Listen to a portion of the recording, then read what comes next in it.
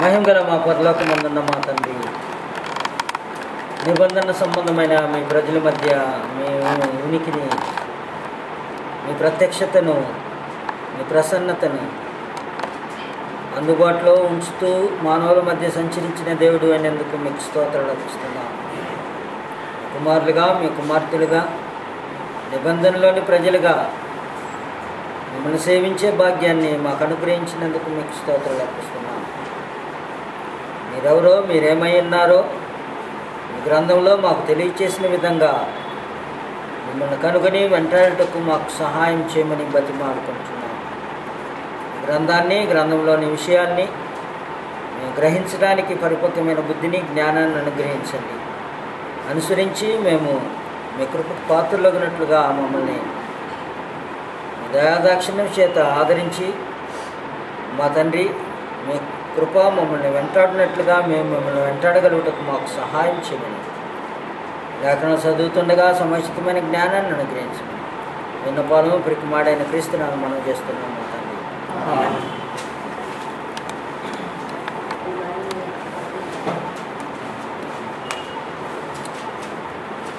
మన Christian evidence పట్టణం కొంతమందికి కష్టంగా ఉండొచ్చు, కొంతమందికి ఇంట్రెస్ట్గా కనిపించకపోవచ్చు.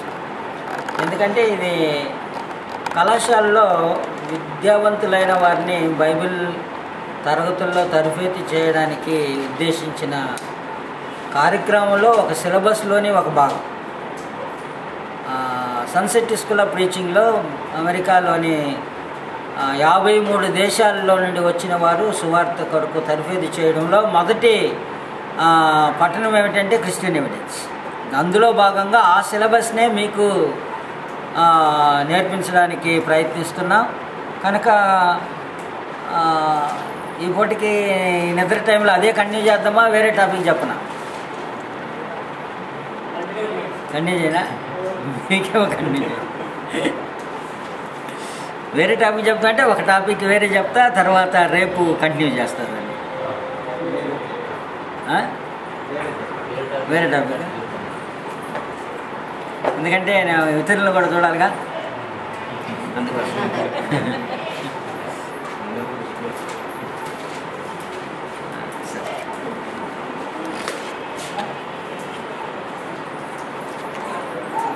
ప్రభు వారు భూమి మీదకి వచ్చినప్పుడు నేను ఆఫ్ చేసేయచ్చు వాడిని ఈరోజు ఈ క్లాస్కి. అలాగే చెప్తాను. ప్రభు వారు భూమి మీద తన పరిచర్య కాలంలో బోర్డు పెడితే మంచిది.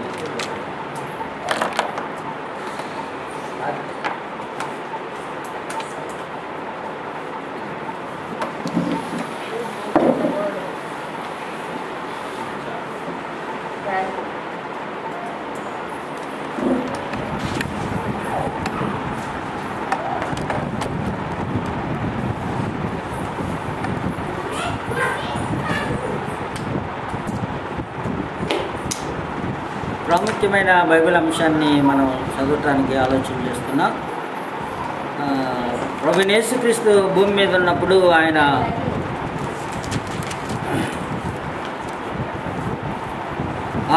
యెరూషలేమునకు సమీపిస్తూ ఆ తర్వాత సమాజ మందిరంలో కార్యక్రమాలను ముగించుకొని దేవాలయంలోనికి బోధించడానికి వెళ్ళడం మనం 21వ అధ్యాయం మత్తయి రాసిన సువార్తలో చూస్తున్నాం.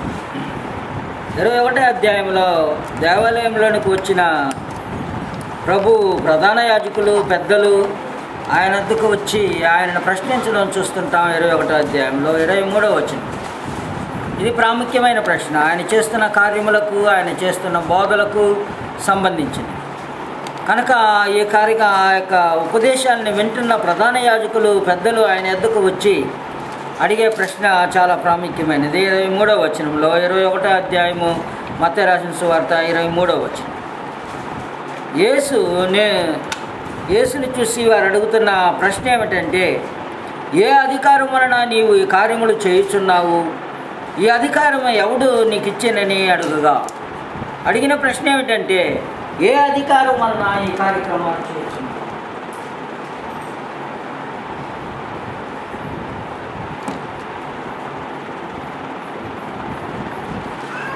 కనుక ఏ అధికారం వలన కార్యక్రమాలు చేస్తున్నావు? ఈ అధికారం ఇచ్చింది ఎవరు?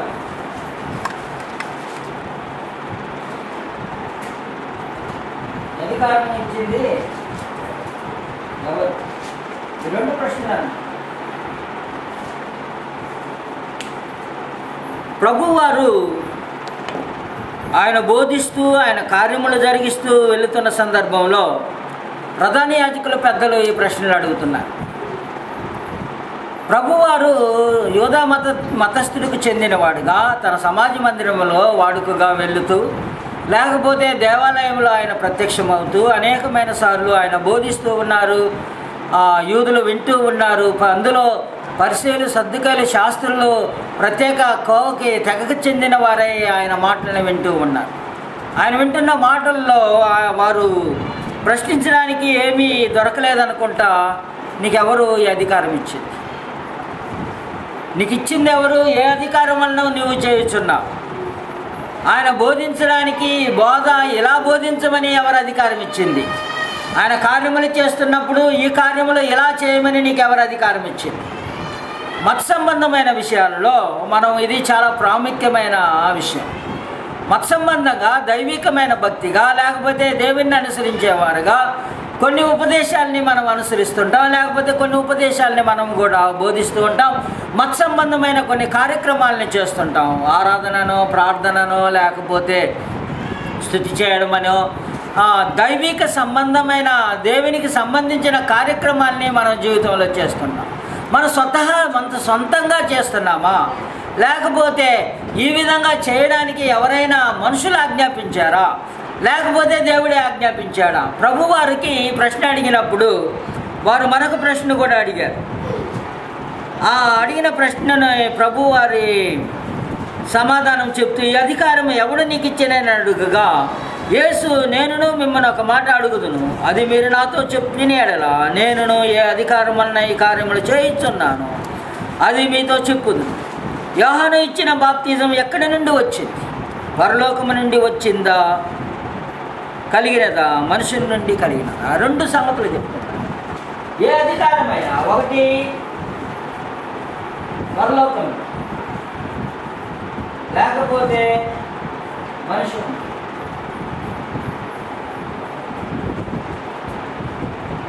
దేని నుండి వచ్చి? పరలోకం నుండి మనుషులు. ఏదైనా మనం మత సంబంధమైన, విశ్వాస సంబంధమైన, లేకపోతే భక్తి సంబంధమైన, దేవునికి ఆరోపించేది కానీ దేవునికి చేసే కార్యక్రమాలుగా భయభక్తులతో కలిగి మనము కార్యములు చేయనప్పుడు మనకి అలా చేయమని ఆజ్ఞాపించింది ఎవరు? ఆజ్ఞాపించిందంటే అధికారము ఆజ్ఞను సూచిస్తుంది. ఆజ్ఞాపించడానికి అధికారం కలిగిన వారెవరు? సంఘంలో కార్యక్రమాలు చేయాలనుకున్నప్పుడు ఆ సంఘ కార్యక్రమాల్ని ఫలానా విధానంగా ఉండాలా, ఫలానా విధంగా ఉండకూడదు అని అధికారపూర్వకంగా ఆజ్ఞాపించే హక్కు ఎవరికి ఉంది? కనుక భక్తి విషయంలో, రక్షణ విషయంలో కానీ, విశ్వాస విషయంలో కానీ, ఆరాధన విషయంలో కానీ, సంఘాన్ని నడిపించే విషయంలో కానీ, అన్ని విషయములలో ఎవరో ఒకరు ఉంటారు. ఒకటి పరలోకపు అధికారి ఉంటాడు, లేకపోతే మానవ అధికారి ఉంటాడు. కనుక ఎవరి అధికారి? ప్రభువారు తేటగా అడిగారు, ఎవరు నాకు సమాధానం చెప్పండి, బాప్తిజం ఇచ్చే యోహాను ఏ అధికారమును బట్టి ఆయన చేశాడు? ఆయన నేరుగా సూటిగా పరిశీలన సద్దుకాయలను అడిగిన ప్రశ్న ఏమిటంటే, యోహాను ఇచ్చిన బాప్తిజం ఎక్కడి నుండి కలిగినది? కనుక యోహాను బాప్తిజం ఎక్కడి నుండి కలిగింది? కనుక చేసే కార్యక్రమానికి అధికారం ఎక్కడి నుంచి వచ్చింది? మనం ఇలా చేయాలని ఎవరు చెప్పారు? ఇలా చేయకూడదని ఎవరు చెప్పాలి? దేని విషయంలోనైనా, ఆత్మ సంబంధమైన వాటి విషయంలో, అది జీవితానికి సంబంధించిందైనా, అది రక్షణకు సంబంధించిందైనా, అది సంఘానికి సంబంధించిందైనా, దేనికైనా జీవమునకు భక్తికి కావలసిన వాటన్నిటి విషయంలో మనకి రెండే సోర్సెస్ ఉంటాయి. ఒకటి పరలోకం నుండి వచ్చిందా, మనుషుల నుండి వచ్చింది. ఎక్కడి నుంచి వచ్చింది? మూలం చాలా ప్రాముఖ్యం. అనేక సార్లు సంఘంలో మనం వెళ్ళి అడిగినప్పుడు వాళ్ళు ఏమంటారంటే, మా పాస్టర్ చెప్పాడండి ఇలా, లేకపోతే మా అమ్మమ్మ చెప్పిందంటే. ఏంటయ్యా మీ అమ్మమ్మకి దానికి సంబంధం అంటే, మా అమ్మమ్మ 20 సంవత్సరాల నుంచి క్రైస్తవురాలండి. ఆయన వాళ్ళ తాత, వాళ్ళ ముత్తాత పుట్టినప్పటి నుంచి బాప్టిస్ట్ సంఘంలోనే ఏదో ఒక సంఘంలోనే పెరిగింది. ఆమెకు బాగా తెలిసి ఉంటుంది కనుక ఆమె అధికారమై. కనుక ఎవరో అనుభవజ్ఞులైన ఎవరో ఒకరు ఆత్మ సంబంధమైన జీవితానికి కానీ, దైవికమైన కార్యముల్లో ఇది ఇలా చేయొచ్చు, ఇలా చేయకూడదు, ఇలా చేయొచ్చు అని నిర్ణయించి మనల్ని ఆదేశించడానికి ఎవరు? మానవుడా, లేకపోతే పరలోకపు దేవుడు. కనుక దేవుడు మన యొద్ద నుండి ఏమి ఎదురు చూస్తున్నాడు? మనం కొన్ని కార్యక్రమాలు చేసేటప్పుడు, ఉదాహరణకి పెద్దయ్య గారు అడిగారు, క్రీస్తు ప్రభు దేవుడు కాదు అంటండి, దేవుని కుమారుడు అంట. ఆ దేవుని కుమారుడనే బోధిస్తున్నారు. కానీ ఎవరు బోధిస్తున్నారు? దేవుడు కాదని ఎవరు అంటున్నారు? దైవ గ్రంథం అంటుందా దేవుడు కాదని? లేకపోతే దేవుని కుమారుడు మాత్రమే అని దైవ గ్రంథం అంటుందా? దేవుని కుమారుడు ఎవరు? కనుక మనకు సోర్సెస్ సమాధానం ఇక్కడి నుంచి వచ్చిందా, ఇక్కడి నుంచి వచ్చింది. ఇది చాలా ప్రాముఖ్యం. ప్రతి విషయంలో, బోధ విషయంలో కానీ, ఆచార సంబంధమైన, భక్తి సంబంధమైన కార్యక్రమాల విషయంలో కానీ, ఇక్కడి నుంచి వచ్చిందా, ఇక్కడి నుంచి వచ్చింది. కనుక ఎవరు? తేలికైన ప్రశ్న. దానికి మనము సమాధానం కరెక్ట్గా వెతకగలిగితే మన ఆత్మ సంబంధమైన సమస్యలకు కానీ, భౌతికమైన సమస్యలకు కానీ, లేకపోతే దైవికమైన దైవత్వాన్ని గుర్చిన సమస్యలు కానీ పరిష్కరించడానికి మార్గం ఏర్పడుతుంది. మొట్టమొదటిగా వచ్చిన సమస్య ఏమిటంటే, మన అధికారి ఎవరు? మనుషుడా? అధికారి అంటే అర్థమే, అధికారి అంటే అర్థం. అధికారి ఎప్పుడు కూడా ఆజ్ఞాపించే అధికారం అంటే, ఆజ్ఞాపించే అధికారం గలవాడు అధికారి. కనుక ఏమి ఆజ్ఞాపిస్తున్నాడో దానిని అలా చేయాలి అనేది కోరుతూ ఉంటాడు. ఎవరైనా అధికారి ఏదైనా ఆజ్ఞాపిస్తే, రేపు 10 గంటలకంతా ఇక్కడ ఉండాలండి అని అన్నారు అనుకో, ఆఫీస్లో ఏం చేస్తావు? 10 గంటలకంతా అక్కడికి ఉండాలి. కనుక ఆయనకు ఆజ్ఞాపించే అధికారం ఉంది. అధికారం గలవాడు ఎదురు చూసేది ఏమిటంటే, దాన్ని ఏ విధంగా చేయమన్నాడో ఆ విధంగా చేయాలని కోరుకుంటాడు. దానికి ఏమి కలపకుండా, తీసివేయకుండా ఉండాలని ఎదురు చూస్తూ ఉంటాడు. దైవికమైన సంబంధమైన విషయంలో కూడా అంతే. 10 గంటలకు రమ్మన్నాడంటే మనం 12 గంటలకు వెళ్ళామంటే ఇంటికి పోయిరాయి అంటాడు. అంతేనా? మనం కలుపుకున్నాం, పర్వాలేదు ఏముంది 12 గంటలకు పోదాంలే అని. అట్లా లేదంటే 9 గంటలకే పోయామనుకోండి, ఏంటి మిన్న వచ్చినావంటాం.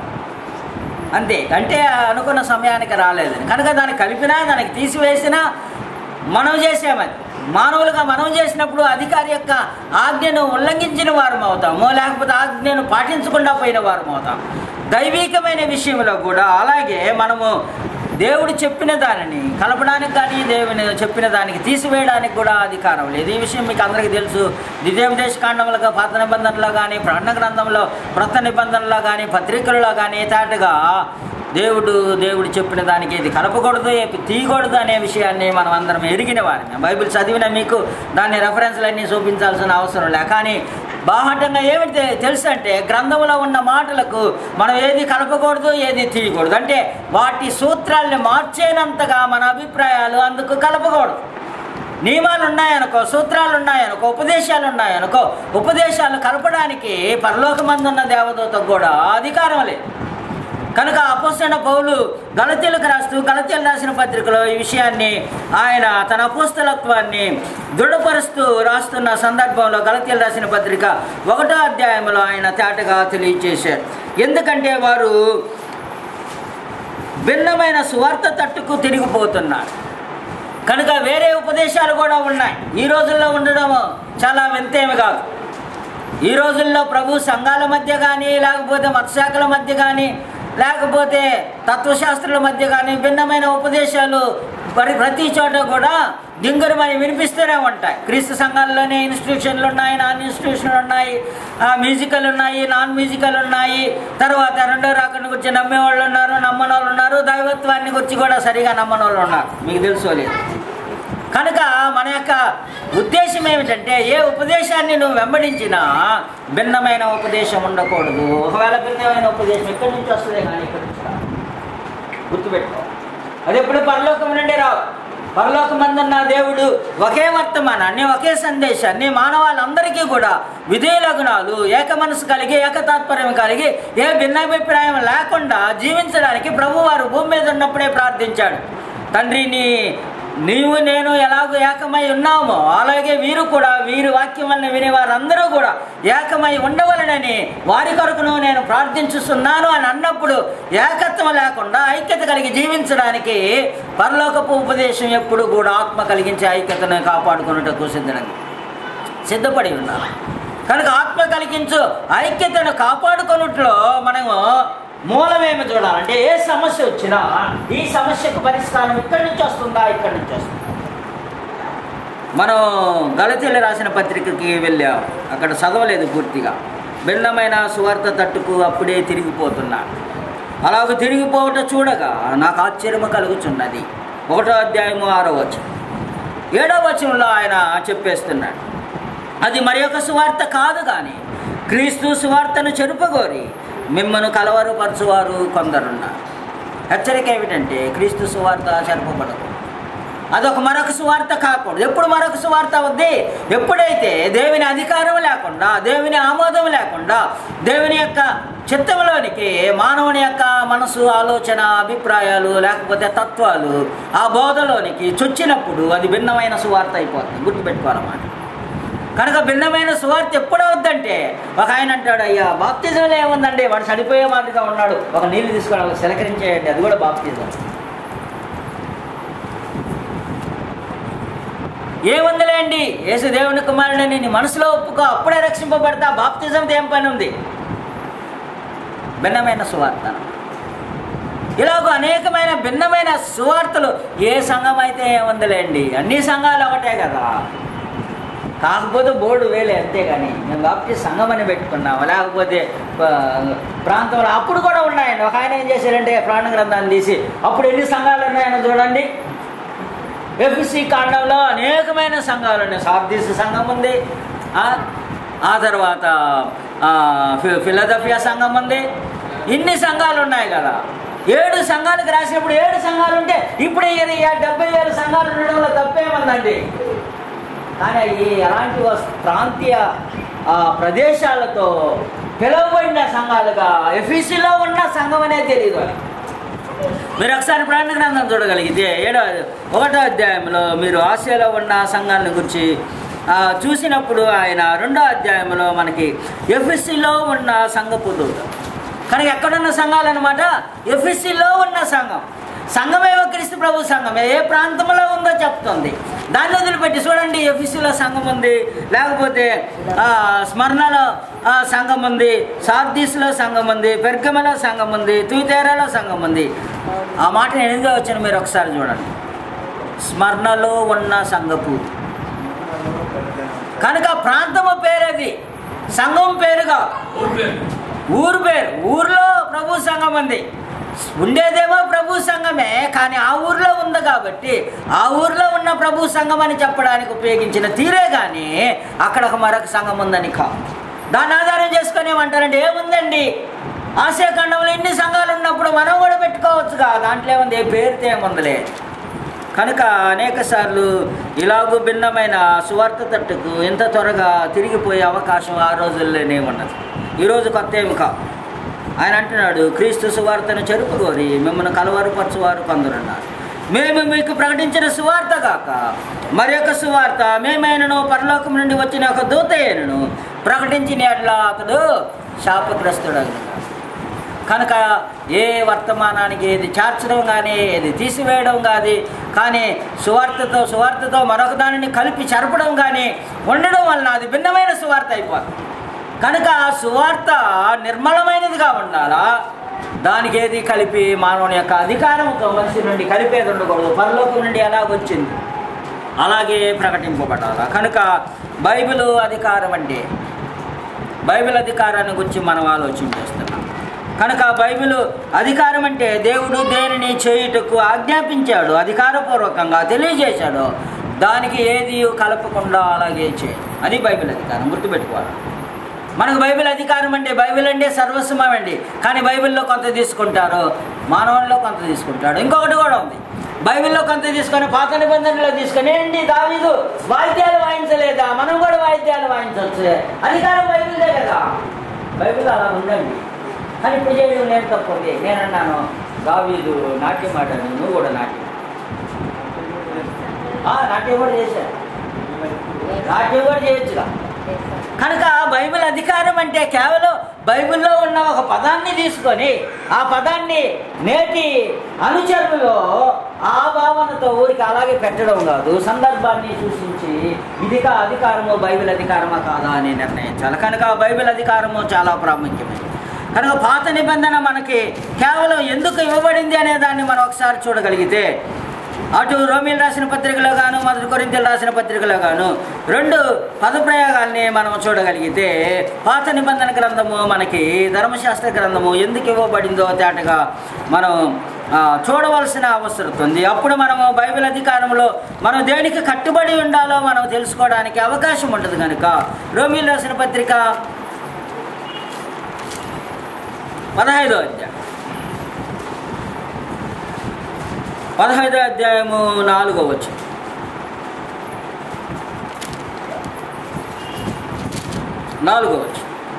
ఏలైనగా ఓర్పు వలనను లేఖనముల వలన ఆదరణ వలన మనకు నిరీక్షణ కలుగుటకై పూర్వమందు రాయబడినవన్నీ మనకు బోధ కలుగు నిమిత్తము రాయబడి ఉన్నవి. కనుక పూర్వం రాయబడి ఉన్నవన్నీ కూడా మనకెందుకు రాయబడింది అంటే బోధ కలుగు నిమిత్తం అంటే బుద్ధి కలగడం, ఉపదేశం కొరకు. బోధ అంటే ఉపదేశం, మన ఉపదేశం కొరకు ఇవ్వబడింది. విశ్వాసులు ఎలా ఉండాలా, పాత నిబంధనలు అబ్రహామును చూడు ఎలా విశ్వాసులుగా ఉన్నాడో, నోవాహును చూడు. లేకపోతే పాత నిబంధన ఇశ్రాయేలు ప్రజల్లో దేవుడు ఏమి కోరుకుంటున్నాడో చూడు. దేవుడు ఏమి కోరాడు, వారు ఒక పరిశుద్ధమైన జనముగా రాజులైన యాజక సమూహంగా ఉండాలని, ఎలాంటి పరిస్థితుల్లో ఎలాగూ దేవుని ఆరాధించి ఎలాంటి దేవుని సేవించాలో వారికి తెలియజేయడం మాత్రమే కాకుండా, నేను పరిశుద్ధుడు గనక మీరు పరిశుద్ధులై ఉండండి అనే రూపంలో వారిని హెచ్చరించాడు. గనక వారు ఏ విధంగా దేవుడు పరిశుద్ధులుగా ఉండాలని కోరుకుంటున్నాడో, క్రీస్తు యేసునందు ఒక పరిశుద్ధమైన జనమును కోరుకుంటున్నాడు అని నేర్చుకోవడానికి ఉపదేశం. అంత మాత్రమే కాదు, ధర్మశాస్త్రము క్రీస్తునందుకు నడిపించుటకు బాలశిక్షకుడు ఆయన. కనుక ఏమయ్యాడనమాట, బాలశిక్షకుడు. బాలశిక్షకుడు అంటే మా ఊరిలో పిల్లల్ని పిలుచుకోబోవడానికి ఆయాలు, మీకు తెలుసు. లేకపోతే ఆటో డ్రైవర్లు, ఆయాలైనా ఆటో డ్రైవర్, ఎక్కువ ఆటో డ్రైవర్లే ఉంటాడు ఆయాల కంటే. దగ్గర ఉన్న వాళ్ళకైతే ఆయాలు ఉంటారు, దూరం వేలుగా ఆటో డ్రైవర్లు ఉంటారు. ఏం చేస్తాడంటే బడి దగ్గరికి తీసుకుపోయి బడి దగ్గరికి తీసుకుపోవడం ఇడిపిడిపోయి వాడు పని. ఇంకేమో యాయకు కూడా అంతే, ఇంట్లో సిద్ధపడవుతానే బడి దగ్గర తీసుకొచ్చు. కనుక ధర్మశాస్త్రం ఎలాంటిదంటే, ధర్మశాస్త్రంలో ఉన్న ప్రజలను విమోచకుడైన క్రీస్తు దగ్గరికి నడిపించడానికి బాలశిక్షకుడు అయ్యాడు ధర్మశాస్త్రం. కనుక యూదులు ఎదురు చూస్తున్న మెస్సయ్య ఎలాంటి వాడు, ఆ మెస్సయ్యను గుర్తించడం ఎలాగో, ఆ మెస్సయ్యలో విమోచన పొందేది ఎలాగో, విమోచకుడు ఎలా ఉంటాడు అని గుర్తించడానికైనా ధర్మశాస్త్రం కావాలి. ధర్మశాస్త్రంలో ప్రవచన రూపంలో ఆయన ఎలా పుడతాడు, ఆయన ఎలా పెరుగుతాడు, ఎలా చనిపోతాడు అనేది ధర్మశాస్త్రంలో రాయబడింది. కనుక ధర్మశాస్త్రం చదువుతున్న వారిని ఎక్కడికి నడిపించాలా, క్రీస్తు దగ్గరికి నడిపించాలా. కానీ ధర్మశాస్త్రంలో ఉన్న ఇశ్రాయేలు క్రీస్తు దగ్గరకు వచ్చిన వారు కాదు. ఎందుకని, వారు ధర్మశాస్త్రంలో ఉన్నదానిని తేట తెల్లగా వివరించినప్పటికీ కూడా వారు మనోనేత్రాల్లో గుడ్డితనం కలిగి ఉన్నందున క్రీస్తు యొద్దకు వారు రాలేకపోయారు అనే విషయాన్ని కొరింథీయులు రాసిన పత్రికలో 2 కొరింథీయులు రాసిన పత్రిక 2 కొరింథీయులు రాసిన పత్రికలో ఔన్నత్యంతో కూడిన క్రీస్తు పరిచర్యను గురించి చెప్తూ అపోస్తలుడైన పౌలు ఆ పరిచర్యలో ఉన్న ఔన్నత్యాన్ని గురించి తెలియజేస్తూ ధర్మశాస్త్రం కిందన్న తగ్గిపోవు మహిమ కలిగిందిగా ఉన్న ఆ ధర్మశాస్త్రం క్రిందన్న ప్రజలు ఎప్పటికీ కూడా ముసుగు వేయబడిన ముఖమును కలిగి ఉన్నారు. మోషే తన ముఖం మీద ప్రకాశించిన ప్రకాశము వారి హృదయములలో ప్రకాశించలేదు అనే దాన్ని తెలియజేస్తున్నాడు. మీరు 3వ అధ్యాయం 14వ వచనం, 2 కొరింథీయులు రాసిన పత్రిక 3వ అధ్యాయం 14వ వచనం, 12-13లో తగ్గిపోవచ్చున్న మహిమ యొక్క అంతమును ఇశ్రాయేలులు తేరి చూడకుండానట్లు మోషే తన ముఖం మీద ముసుగు వేసుకుని మేము అట్లు చేయక ఇటు నిరీక్షణ గలవారు మేము బహుధైర్యముగా మాట్లాడుచున్నాం. మరియు వారి మనసులు కఠినములైన కనుక నేటి వరకు పాత నిబంధన చదువునప్పుడల్లా అది క్రీస్తునందు కొట్టివేయబడినని వారికి తేటపరచబడక ఆ ముసుకే నిలిచి ఉన్నది. నేటి వరకు మోషే గ్రంథం వారు చదువునప్పుడల్లా ముసుగు వారి హృదయముల మీద ఉన్నది కానీ వారి హృదయము ప్రభువుని వైపునకు ఎప్పుడు తిరుగునో అప్పుడు ముసుగు తీసివేయబడి కనుక వారు ధర్మశాస్త్రం చదివినప్పుడల్లా వారి హృదయము ముసుగు వేయబడి అలాగూ ముసుగుని తీసివేసుకోవాలనుకుంటే ప్రభు దగ్గరికి రావాలి. ప్రభు దగ్గరికి రాకుండా ప్రభువును చూడకుండా వారి దగ్గరికి తన ప్రజల దగ్గరికి ఆయన వచ్చితే తన ప్రజలే ఆయనను అంగీకరించలేదు. తన ప్రజలే ఆయనను అంగీకరించలేదు కాబట్టి ఆయన ప్రవక్తల ద్వారా చెప్పిన మాటలు కూడా వినలేదు కాబట్టి వారు ప్రభువుని కనుగొనలేక వారి దగ్గరకు వచ్చిన మెస్సియా అనేవారు సిలువ వేసి చంపారు. దానికి కారణం ఏమిటంటే వారు అధికారపూర్వకమైన సందేశాన్ని గ్రహించకపోవడం. అధికారపూర్వకంగా ప్రవక్తలు ఎంత చెప్పినా వారు అధికారపు సందేశాన్ని ఏమి చేయడం లేదనమాట, లక్ష్య పెట్టడం లేదనమాట. నిర్లక్ష్య పెట్టడం వలన ప్రభు దగ్గరికి చేరలేక వారు హృదయ కాఠిన్యం వలన ప్రభుని కనుగొనలేక ఆఖరికి ప్రభునే సిలువ వేసి చంపారు. కనుక అధికారం చాలా ప్రాముఖ్యమైనది. అధికారంతో కూడిన వర్తమానం ప్రాముఖ్యమైనది. ఆ వర్తమానానికి కట్టుబడి ఉండడం ప్రాముఖ్యమైనది. ఆ వర్తమానాన్ని హృదయపూర్వకంగా స్వీకరించడం ప్రాముఖ్యమైనది. యూదులలో మనం నేర్చుకోగలిగిన పాఠం ఏమిటంటే దేవుని మాటలని లక్ష్యపెట్టిన వారు కాదు, ప్రవక్తల యొక్క మాటలని లక్ష్యపెట్టిన వారు కాదు. అందుకనే ప్రభు వారు తేటగా యెషయా గ్రంథంలో చెప్పినట్టుగా మీ హృదయము కొవ్వి ఉన్నది, మీరు చూచు మట్టుకు చూతురు కానీ వినుటలేదు, వినుట మట్టుకు విందురు కానీ గ్రహింపనేరకై ఉన్నారు. కానీ చూస్తున్నారు కానీ వినుచున్నారు కానీ గ్రహింపనేరు. ఎందుకంటే వారి హృదయము క్రొవ్వినదై ఉన్నది. కారణం ఏమిటంటే దేవుని అధికారపూర్వకమైన సందేశానికి వారు చెవి ఎక్కడం లేదు. కనుక దేవుని యొక్క సందేశం ప్రాముఖ్యమైనది. పాత నిబంధన మనకు ఉపదేశించుటకు, హెచ్చరించుటకు, అందులో రాయబడినవన్నీ కూడా మనకి దృష్టాంతములుగా ఉండి మనకి ఉపదేశము చెప్పేవిగా, మనకి పాఠములను నేర్పించేవారుగా. అంత మాత్రమే కాకుండా ఆ రోజుల్లోని ప్రజలు శిక్ష పొందినట్టు ఆ శిక్షకు మనము గురి కాకున్నట్లు వారు శోధించి అనేకులు నశించిరి, వారు సనికి అనేకులు సంహరింపబడరి. కనుక ఆ సంగతులు దృష్టాంతములుగా వారికి సంభవించి యుగాంతమందున్న మనకు బుద్ధి కలుగుటకై అవి రాయబడి.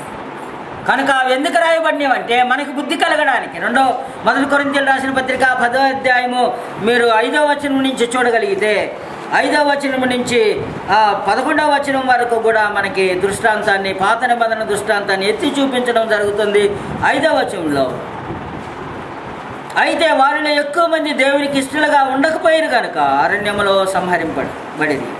వారు ఆశించిన ప్రకారం మనము చెడ్డవాటిని ఆశింపకుండానట్లు ఈ సంగతులు మనకు దృష్టాంతములుగా ఉన్నాయి. ఆయన ఏమంటున్నాడు?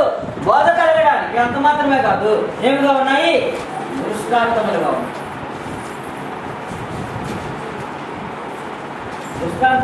దృష్టాంతములు అంటే ఏంటి? ఉదాహరణగా ఉన్నాయి. వారు అనుభవించిన శిక్ష మనం అనుభవించుకున్నాం. వారు దేవుని చేత ఇష్టలు కాకుండా తృణీకరింపబడినారు. నిబంధనలో నిలవకుండా మరొక నిబంధన చేయాల్సిన అవసరం వచ్చిందని నిబంధనలో నుండి వారిని తొలగించేలాగు మనము నిబంధనలో నుండి తొలగిపోకున్నట్లు మనకు బుద్ధి చెప్పడానికే అవి రాయబడి ఉన్నాయి. కనుక గతంలో రాయబడినవి మనకు దృష్టాంతములుగా ఉన్నాయి. జనులు తిరుటకును త్రాగుటకును కూర్చుండి ఆడుటకు లేచిరి అని రాయబడి ఉండనట్లు వారిలో కొందరు వలె మీరు విగ్రహాధికులై ఉండకుడి. మరియు వారి వలె మనం వ్యభిచరింపకయుందుము. వారిలో కొందరు వ్యభిచరించి 1 మంది 23,000 మంది కూలిరి. మనము ప్రభువును శోధింపకయుందుము. వారిలో కొందరు శోధించి సర్పములను నశించిరి. మీరు సనుగుకుడి, వారిలో కొందరు సనిగి సంహారకుని చేత నశించిరి. ఈ సంగతులు గుర్తుపెట్టుకోవాలి. 11వ వచనం. ఈ సంగతులు దృష్టాంతములుగా వారికి సంభవించి యుగాంతమందున్న మనకు బుద్ధి కలుగుటకై వ్రాయబడిను. కనుక యుగాంతమందున్న మనకెందుకు రాయించింది? పాత నిబంధనని మనం ఆచరించడానికి కాదు, కానీ మనం పాత నిబంధన వలన బుద్ధి నేర్చుకోవాలి. అది మనకి ఆచరణకి యోగ్యమైనది కాదు, కానీ మనము పాఠము నేర్చుకున్నట్టుకు అది అవసరం. మనకి అది చట్టబద్ధంగా కట్టుబడి ఉండడానికి కాదు, కానీ మనలను ఒక మార్గదర్శులుగా తీర్చిదిద్దుటకు ధర్మశాస్త్రం పాత నిబంధన అవసరమే. కనుక పాత నిబంధన వలన మనం అనేకమైన సంగతులు నేర్చుకోవచ్చు, సూత్రాలు నేర్చుకోవచ్చు, పాఠాలు నేర్చుకోవచ్చు. జీవితంలో ఎలాగో దిద్దుబాటు కలిగిన హృదయం కావాలో, దేవునికి ఇష్టమైన హృదయం కావాలో, దేవుని వెంబడించే ప్రజలుగా ఉండకపోతే భయభక్తులతో కలిగి ఉండడానికి నేర్పించే పాఠాలు పాత నిబంధనలో మనకు ఉన్నాయి, లేవని లేదు. కానీ అది ఆచారయోగ్యమైనవి కాదంటే వాటి కట్టడులను తూచా తప్పకుండా అడుగడుగున అనుసరించడానికి ఉద్దేశించినవి కావు. కనుక పాత నిబంధనలో మనము నేడున్న మానవుడు అనుసరించవలసిన కట్టడలు, ఆజ్ఞలు లేవన్నమాట.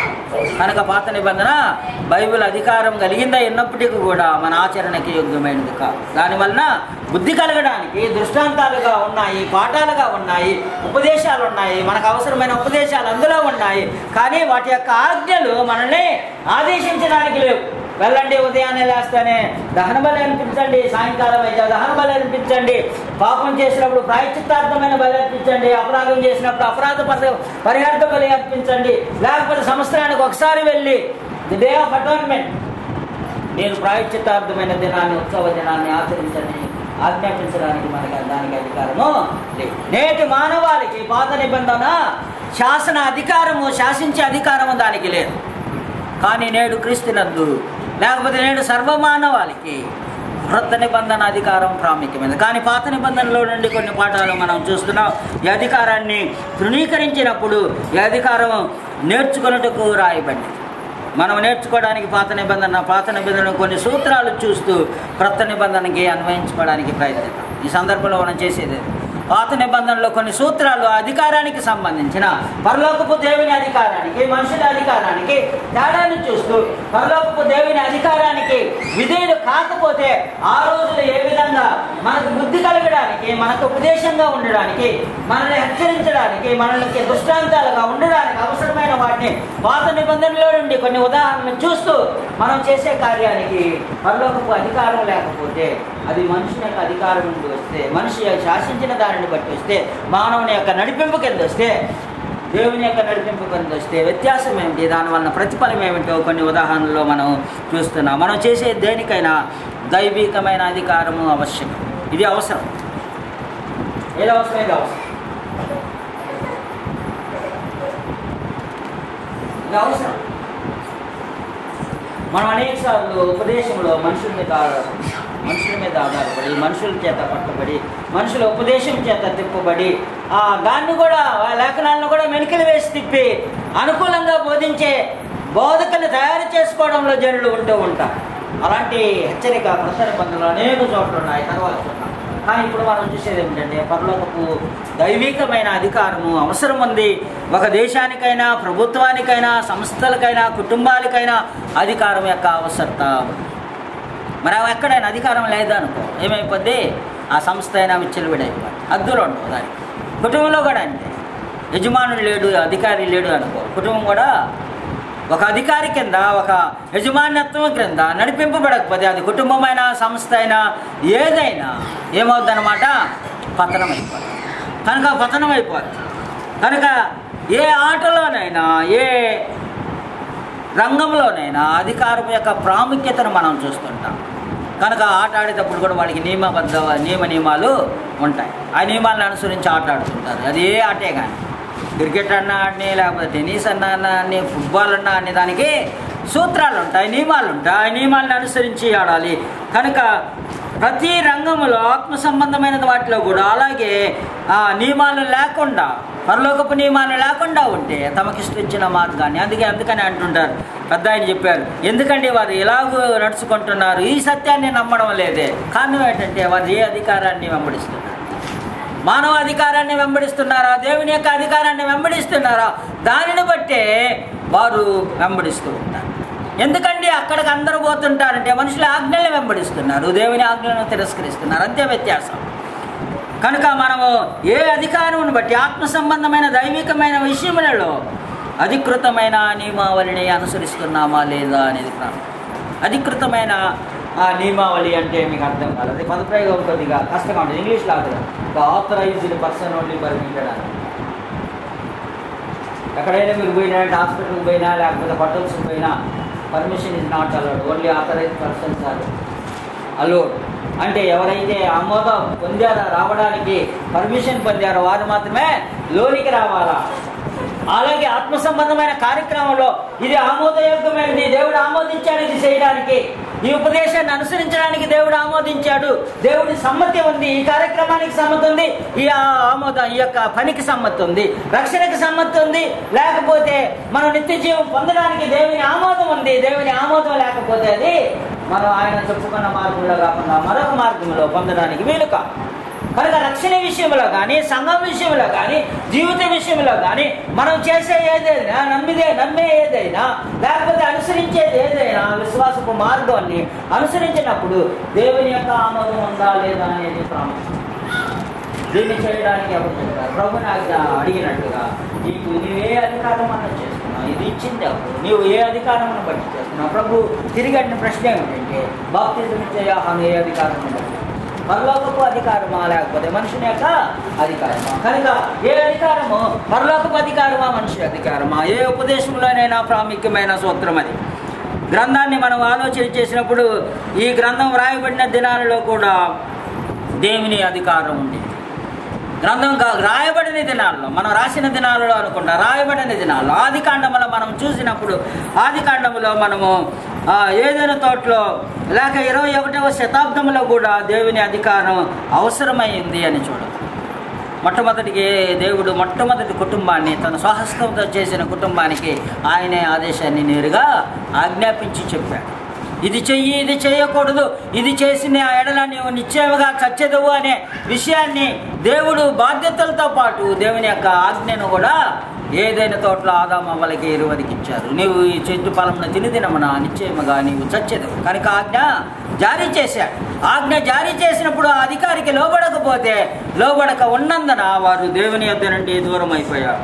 ఆయన చేసిన ఆజ్ఞలో మన 28వ అధ్యాయము ఆది కాండం 30వ వచనంలో చూసినప్పుడు, బైబిల్ దినాలలో దేవుడు ఆదాముతో పక్షులను, భూమి మీద ప్రాకు ప్రతి జీవిని ఏలునని చెప్పాడు. ప్రతి వృక్ష ఫలముల మీద మీకు ఆహారమగునని చెప్పాడు. ప్రతి వృక్ష ఫలము నీవు నిరభ్యంతరంగా తినవచ్చును, అయితే మంచి చెడులు తెలివిచ్చి వృక్ష ఫలమును తినకూడదని నరునికి ఆజ్ఞాపించింది. ఇలాంటి ఆజ్ఞను మీరుట ఘోరమైన విషయం. ఏదైనా తోటలో మనం చూసినప్పుడు మొట్టమొదటిగా దేవుని యొక్క అధికారాన్ని మీరడం. మనలో వచ్చిన సమస్య ఏమిటంటే దేవుని అధికారమా కాదని ఆలోచన. దీన్ని శాసించేది ఎవరు? దేవుడు శాసిస్తున్నాడా, మానవుడు శాసిస్తున్నాడు? దేవుడు శాసనం చేసిన తర్వాత ఆ శాసనాన్ని ఒకవేళ మార్చదలుచుకుంటే ఆయన ముందుగానే ప్రకటిస్తాడు. ప్రకటించి శాసనాన్ని ముందుగా తెలియజేసి నేను మార్చబోతున్నా ఈ నియమాన్ని. ఉదాహరణకి పాత నిబంధన ఇచ్చిన తర్వాత అనేక కాలానికి ఆయన ఇర్మియా కాలం వచ్చేసరికి ఇశ్రాయేలు ప్రజలు విశ్వాసులుగా ఉండకుండా, ఆయన మార్గాల్లో నిలవకుండా దూరమైపోతున్న సందర్భంలో ఇదిగో నేను కొత్త నిబంధన దినములు వచ్చింది. కొత్త నిబంధన దినములు చేయుటకు దినాలు వచ్చింది. ఇదిగో నేను కొత్త నిబంధన మీతో నేను కొత్త నిబంధన చేస్తానని ముందుగానే, దాదాపు 700 సంవత్సరాల ముందుగానే ఆయన ఇశ్రాయేలుతో ప్రకటించేశాడు. ప్రకటించిన తర్వాత ఆయన కొత్త నిబంధన చేశాడు. కానీ ఎప్పుడైనా ఆయన అధికారాన్ని శాసించిన తర్వాత, ఒక శాసనాన్ని ఇచ్చిన తర్వాత మార్చమనుకుంటే మార్చేక ముందుగా ఏం చేస్తాడు? తెలియజేయకుండా ఆయన ఇప్పుడు కూడా మార్చడు అన్నమాట. ఆయన ప్రతి విషయంలో కూడా అలాగే దేవుని అధికారమును మనము ప్రకటించినప్పుడు దేవుడు ఏదైనా తోటలో వారు తినకూడదని చెప్పిన పండును తిని దేవుని అధికారమునకు వారు వ్యతిరేకంగా జీవించారు. ఏదైనా తోటలో మనం నేర్చుకోగలిగిన విషయం ఏమిటంటే ఆ రోజు గ్రంథం లేని దినాలు. ఈరోజు మనకు గ్రంథం ఉంది. మనం ఎప్పుడైనా మర్చిపోతే ఆ గ్రంథంలో దేవుని ఉపదేశం ఏమిటో చూసుకునే అవకాశం ఉంది. ఈ గ్రంథంలో మానవ జీవితాలకి రక్షణకి ఏదో మార్గము అని తెలియకపోతే కూర్చుండి ఒక 4 గంటల సేపు చదివి తెలుసుకోవడానికి అవకాశం ఉంది. ఒకవేళ పొరపాటుగా ఆలోచన చేసుకుంటే, అర్థం చేసుకుంటే మరలా ఒకసారి చదివి జ్ఞాపకం చేసుకోవడానికి మనకు అందుబాటులో దేవుని అధికారపూర్వకమైన క్రొత్త నిబంధన గ్రంథం మనకు ఉంది. కానీ ఆ రోజుల్లో అది లేని దినాలలో దేవుడు ఆజ్ఞాపించిన దానికి వారు శిరస వహించారు. దేవుని అధికారమును గౌరవించకపోయినందున నిషేధింపబడిన చెట్టు పండును తిన్నందున వారు దేవుని సన్నిధి నుండి దూరం అయ్యారు. కనుక దేవుని అధికారములకు లోబడుట ఎంత ప్రాముఖ్యమైనదంటే, దేవుని సన్నిధిలో నువ్వు బ్రతకాలా వద్దే అనే దానికి సంబంధించిన విషయం. దేవునితో ఉండాలన్నా, దేవునితో సహవాసం గడపాలన్నా, దేవుని ఆశీర్వాదాలతో నిండైన దీవెనలతో ఆయనతో ఎల్లప్పుడూ ఆయన మహేశ్వర్యంలో పాల్పంపులు పొందాలంటే నీవు దైవికమైన విషయంలో, రక్షణ మార్గం విషయంలో ఎవరి ఆజ్ఞని వెంబడిస్తున్నావు? ఇది చాలా ప్రాముఖ్యమైనది. ఎవరి మార్గాన్ని వెంబడిస్తున్నావు? ఎవరు త్రోవలో నడుచుకుంటున్నావు? ఎవరు ఆజ్ఞాపించిన ప్రకారము ఏ అధికారి నీకు ఇది చేయమని, ఇలా చేస్తే రక్షింపబడతావు, ఇలా చేస్తే దేవునితో సమాధాన పడతావు, ఇలా చేస్తే దేవుని సన్నిధిలో యుగయుగాలు నువ్వు ఆయనతోనే ఉంటావని ఏ మనిషి మార్గాన్ని, పద్ధతిని తెలియజేశాడు అనేది చాలా ప్రాముఖ్యం. అది ప్రాముఖ్యంతో కూడిన విషయం. అది ఆత్మ సంబంధమైన విషయం. ఇది ఆత్మకి దేవునితో సంబంధమైన ప్రశ్న. ఇది కేవలం మానవాళితో ప్రశ్నకి సంబంధించింది కాదు. ఇది దేవునికి నీకు సంబంధించిన ప్రశ్న. ఈ ప్రశ్నలో లేకపోతే ఈ అధికారంలో తూచా తప్పకుండా లేకపోతే నీ ఆలోచన, నా ఆలోచన అందులో పొందులుపరిచి ఇది బాగానే ఉందండి, ఇది చేద్దాం కదా అని అంటే కుదరదు సుమి. లేదు, ఈ యొక్క ఆజ్ఞకి లోబడను అనుకుంటే అది వేరే విషయం. కానీ దాంట్లో చేర్చి ఇది కూడా ఆమోదిస్తాడు అంటే ఆయన ఆమోదించు. ఆయన ఆజ్ఞాపించిన దానిని ఆయన చేయమని కోరుతూ ఉంటాడు. కనుక దేవునికి సర్వాధికారం. మనకు ఆజ్ఞాపించడానికి సృష్టించిన వాడుగా, ఆయన మనల్ని పోషించేవాడుగా, ఆయన మనల్ని సంరక్షించేవాడుగా, మనల్ని ఆయన ఆదరించేవాడుగా, మన నిత్యత్వాన్ని కోరుకునేవాడుగా, నిరంతరం ఆయనతో ఉండాలని కోరుకునే దేవుడు ఆయన నువ్వు ఏది చేయాలో, ఏ మార్గంలో నడవాలో, ఏ బాటలో నీ జీవితాన్ని కట్టుకోవాలో చెప్పడానికి ఆయనకు సంపూర్ణమైన అధికారం ఉంది. ఆ అధికారాన్ని ఎవరూ ప్రశ్నించలేరు. కనుక మనకి పరలోకము నుండి అధికారపు సందేశం ఉంది. బైబిల్ అధికారమును మనం ఎందుకు మేరకూడదు, అతిక్రమించకూడదు. కనుక బైబిల్ అధికారమని మనం ఎందుకు మేరకూడదు, ఎందుకు అతిక్రమించకూడదు? ఎందుకంటే బైబిల్ దేవుని చే బయలుపరచబడి దైవ ప్రేరేపణ వలన కలిగిన దేవుని గ్రంథం. కనుక అది దేవుని చేత బయలుపరచబడిన సంగతులు ఉన్నాయి. దేవుని ఆత్మ యొక్క ప్రేరేపణ వలన రాయబడిన దేవుని వాక్యము కనుక ఇది సామాన్యమైన గ్రంథము కాదు. ఇది అసాధారణమైన అమోఘమైన గ్రంథం. వాస్తవానికి ఇది సాధారణమైంది కాదు. అనేకులు ఈ గ్రంథాన్ని తీసివేయడానికి ప్రయత్నించారు. ఇది ఒక అమోఘమైన అసాధారణమైన గ్రంథం. ఈ గ్రంథం మానవుల యొక్క మాటల్లో, భాషల్లో రాయబడిన మనుషుల చేత రాయించబడినప్పటికీ కూడా ఈ గ్రంథం ఏదైనా చేయమని చెప్తే మానవ గ్రంథాల్లో చెప్పబడిన వాటికంటే అతి ప్రాముఖ్యమైనది. అలాగిస్తున్నాం ఆ లేఖనాల్లో మనం దేవుని వాక్యాన్ని ఎలాగ ఎంచాలంటే మనుషుల మాట కంటే దేవుని గ్రంథంలోని అతి ప్రాముఖ్యమైనవి ఏవైనా ఈ గ్రంథంలో ఏదైనా చేయమని మనకు చెప్తే మనము దానికి కట్టుబడి ఉండాలి. దానికి కట్టుబడి ఉండకపోతే అందులోని దీవెనల్ని, అందులోని ఆశీర్వాదాన్ని మనం అనుభవించలేము. కనుక ఈ గ్రంథము చాలా ప్రాముఖ్యమైనది. ఎందుకనగా పేతురు చెప్పిన మాటల్లో మనం చూడగలిగితే 2 పేతురు రాసిన పత్రిక 1వ అధ్యాయము 20-21 వచనాల్లో లేఖనంలో మనిషిని ఇచ్చిన బట్టి కలుగలేదు, మనుషులు పరిశుద్ధాత్మ వలన ప్రేరేపింపబడిన వారై దేవుని మూలముగా పలికి. కావున ఈ గ్రంథము ఆజ్ఞాపించు వాటిని అతిక్రమించుట దేవుని ఆజ్ఞను అతిక్రమించుటే. ఎందుకనగా బైబిల్ గ్రంథము దేవుడు అనుగ్రహించిన గ్రంథం. కనుక ఈ గ్రంథాన్ని మనం చూసినప్పుడు ఇప్పుడు కానీ నేనేమి చేయాలో దేవుడు దానిని నాకు తన గ్రంథములో చెప్తాడు అని ఎదురుచున్నాడు. ఎక్కడో చెప్తాడు, తన గ్రంథంలో ఆయన చెప్పి ఉన్నాడు. దానిని నేను కనుగొనాలి, దానిని అనుసరించి దానికి విధేయుడై దేవుని అధికారానికి విధేయుడై జీవించాలి అనే ఒక ఆతురత, ఆకాంక్ష కలగాలి. ఎందుకంటే ఈ గ్రంథము దేవుడు బయలుపరిచిన గ్రంథం. నేను నాకు తెలుసు అనేది కాదు, నాకేమి తెలుసు అనేది కాదు ప్రాముఖ్యం. దేవుడు ఏమి చెప్తాడు అనేది ప్రాముఖ్యం. దేవుడు ఏమి తెలియజేసి ఉన్నాడు అనేది ప్రాముఖ్యం. దేవుడు ఏమి బయలుపరిచి ఉన్నాడు ఈ అంశంలో, ఈ విషయంలో దేవుడు ఏమి బయలుపరిచి ఉన్నాడు. నాకు ఇది తెలుసులేండి, బైబిల్లో ఉన్న వచనమే కదా. కానీ God means what he says. దేవుడు ఏదైనా చెప్తే దానికి అర్థం ఉంది, దానికి మరొక అర్థం ఉంది. దానికి ఆయన చెప్పుకున్న అర్థమే అందులో ఉంది, దానికి మరొక అర్థం ఉండదు. అర్థం ఏమిటో మనం కనుగొనాలి, మనం ప్రయత్నాలు చేయాలి. కానీ దేవుని యొక్క అర్థాన్ని మనం మార్చడానికి వీలు కాదు. కనుక God means what he says అన్నమాట. దేవుడు ఏదైతే చెప్తాడో దానికి విశిష్టమైన అర్థం ఉంది. మనం ఓడను కట్టుకోమన్న నోవాహుని ఒకసారి చూసినప్పుడు, లేకపోతే మందసమును ప్రత్యక్షపు గుడారమును కట్టుకోమని మోషేకి చెప్పినప్పుడు కానీ, లేకపోతే జంతువు బలులను అర్పించడని మోషేకు లేవీలకు సంబంధించిన అపరాధనకు సంబంధించిన బలి విషయంలో ఆయన రాసి ఉంచినప్పటికి కానీ, పైన మనం చెప్పుకున్న ఇప్పుడు ఓడ కట్టుట్లో కానీ, మందసం కట్టులో కానీ, జంతువు బలులు అర్పించట్లో కానీ దేవుడు ఏమి చెప్పాడు అనేది ప్రాముఖ్యం. నువ్వేం చేస్తావనేది కాదు ప్రాముఖ్యం. దేవుడు చెప్పినట్టు నువ్వు చేస్తావా లేదని. నోవహు విషయంలో ఒక్క మాట బైబిల్ గ్రంథంలో చెప్పింది ఏమిటంటే, ఆయన అట్లు చేశాడు. ఇంకేమీ లేదు, ఒకే మాట, ఆయన అలాగ చేశాడు అనేది. ఎందుకు చేశాడంటే దేవుడు ఏం చెప్పాడు అది అలాగే చేశాడు.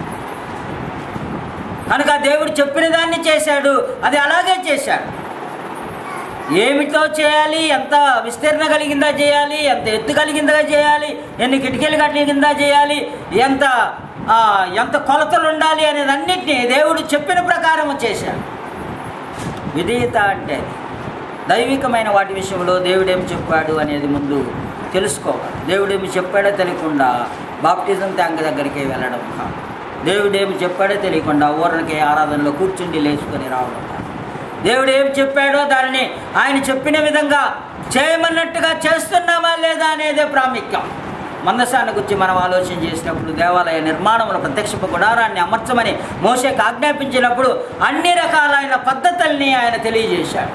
కరుణాపీఠం ఎలాగుండాలో, మందసం ఎలాగుండాలో, పరిశుద్ధ స్థలములు ఏముండాలో, అతి పరిశుద్ధ స్థలములు ఏముండాలో, ఆవరణములు ఏముండాలో, బలి అర్పించడానికి గంగాళం ఎక్కడుండాలో, బలి అర్పణకి దహన బలికి ఎక్కడ ఏర్పాట్లు ఉండాలో, లేకపోతే అతి పరిశుద్ధ స్థలంలో ఎక్కడ బల్ల ఉండాలో, ఆ బల్లపైన ఏముండాలో, దీపస్తంభాలు ఉండాలో, ఏవేవి ఎక్కడుండాలో, అవి ఎలాగూ చేయబడాలో అన్నింటినీ కూడా ఆయన ముందుగానే తెలియజేశాడు. తెలియజేసిన ప్రకారమే సిద్ధపాటు చేశాడు. లేకపోతే దేవుడు అంగీకరించేవాడు కాదు. కనుక ఒక నమూనా ఉంది, నోవాహుకు ఒక నమూనా ఉంది, మోషేకు ఒక నమూనా ఉంది. Go by pattern. నేను చెప్పేది ఏమిటంటే, మనకు కట్టుకోవడానికి తెలియకపోతే ముందుగా కట్టిన వారు, ముందుగా నడిచిన వారు ఉన్నారు. అందుకనే ఇర్మియా గ్రంథంలో 6వ అధ్యాయంలో మనం చూసినప్పుడు పురాతన మార్గముల గురించి విచారించడి, మీకు తెలియకపోతే తెలిసి అడిగి అందులో ప్రవేశించడి, మీకు నెమ్మది కాదు. మీకు నెమ్మది కావాలనుకుంటే పురాతన మార్గాలు ఉన్నాయి. ఇంతకు మునుపు నడిచిన వారు ఉన్నారు.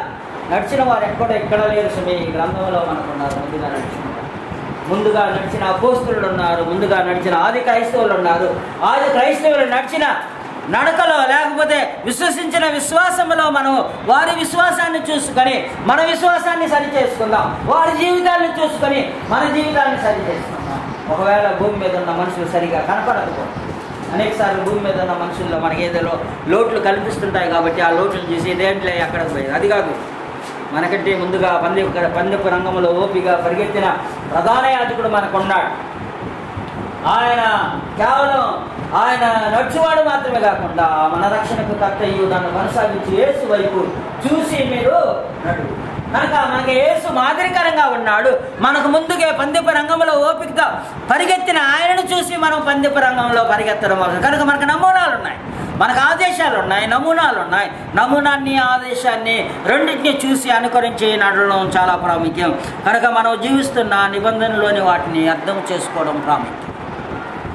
ఒకవేళ బైబిల్ అధికారాన్ని మనం అంగీకరించకపోతే, ఏ నిబంధన కింద ఉన్నామో ఆ నిబంధన మనల్ని ఏమి చేయుటకు అధికారం ఇచ్చునో వాటినే చేయబద్దులు. నువ్వు ఏ నిబంధనకు, ఒకవేళ ధర్మశాస్త్రం కింద నిబంధన ఉన్నవాడు అయితే ఆ ధర్మశాస్త్రం ఆజ్ఞాపించిన వాటి నుంచి, నువ్వు క్రొత్త నిబంధన కింద అధికారి అయితే క్రొత్త నిబంధనలో అధికారికి నీవు అధికారి క్రింద నిలిచిండు. పాత నిబంధన మనకి ఇవ్వబడిన చట్టం కాదు, కానీ మనం ఉపదేశమునందుటకు మనము నేర్చుకున్నట్టుకు ఇవ్వబడినది అని పౌలే చెప్పాడనే విషయాన్ని చూసాం. కనుక పాత నిబంధనలోని కొన్ని ఉదాహరణల నుండి కొన్ని సూత్రాలని కనుగొన్నప్పుడు ఇదిగో నేను దేనిని ఇలా చేయించున్నాను, దీనిని ఎందుకు చేయిస్తున్నాను, ఇలా ఎందుకు చేస్తున్నాను, ఇలా ఎందుకు చేయకూడదు అనే దైవికమైన విషయంలో మనం వచ్చినప్పుడు ఒక కార్యక్రమాన్ని చేస్తున్నప్పుడు దీన్ని ఎందుకు ఇలా చేస్తున్నా, ఉద్దేశంతో చేస్తున్నానా, లేకపోతే ప్రోద్బలంతో చేస్తున్నానా, లేకపోతే దేవుడు ఆజ్ఞాపించడం చేస్తున్నానా, లేకపోతే ఆది క్రైస్తవులు ఇలాగూ నమ్మారు, ఇలాగూ నడుచుకున్నారు కాబట్టి వారు నడుచుకున్న బాటలో నేను నడుచుకోవాలా, వారు నమ్మిన బాటలో నేను నమ్మాలా అని చేస్తున్నాను. దీనిని ఎందుకు నమ్ముతున్నావు, దీన్ని ఎందుకు చేయొచ్చు. కనుక మనము దైవికమైన సంగతులకి వచ్చినప్పుడు మనము దీనిని ఎందుకు చేస్తున్నాము అనేది ప్రాముఖ్యం. కనుక ఇదిగో నేను దీనిని ఇలా చెయ్య అని దేవుడు అంటే దానికి ఏది కలపకుండా తీసివేయకుండా చేయడం చాలా ప్రాముఖ్యం. మన ద్వితీయోపదేశకాండ 4:2, 12:32 మీ దేవుడని యెహోవా ఇచ్చిన ఆజ్ఞలను మీకు ఆజ్ఞాపించుచున్నాను, వాటిని గైకొనుట యందు నేను మీకు ఆజ్ఞాపించిన మాటతో దేనిని కలపకూడదు, దానిలో నుండి దేని తీసివేయకూడదు. నేను మీకు ఆజ్ఞాపించుతున్న ప్రతి మాటను అనుసరించి చేయవలెను, దానిలో నీవు ఏమీ కలపకూడదు, దానిలో నుండి ఏమీ తీసివేయకూడదు. దేవుడు ఆజ్ఞాపించిన దానికి మనం ఏది చేర్చినా అది దేవుని ఆజ్ఞ కాకుండా, ఉపదేశం కాకుండా, ఇది చాలా ప్రాముఖ్యం. కనుక ఈ హెచ్చరికలతో మనం ఒక ఉదాహరణకి మనం వెళుతున్నాం. మీకు అందరికీ తెలిసిన ఉదాహరణ లేవికాండంలో ఉన్న ఉదాహరణ మీకు తెలిసిందే, కానీ ఆ భావాన్ని ఏమిటో చెప్తాను.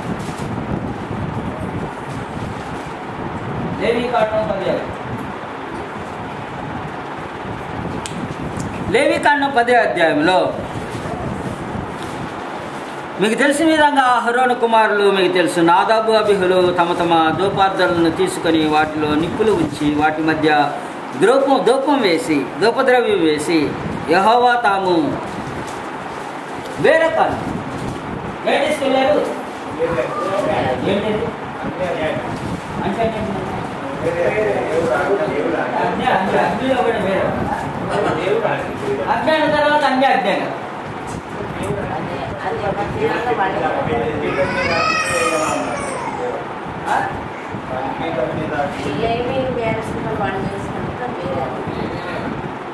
అన్యాగ్ని వేరే అగ్ని ఆజ్ఞాపింపని, వేరొకటి అంటే ఆజ్ఞాపింపని ఆయన అంట.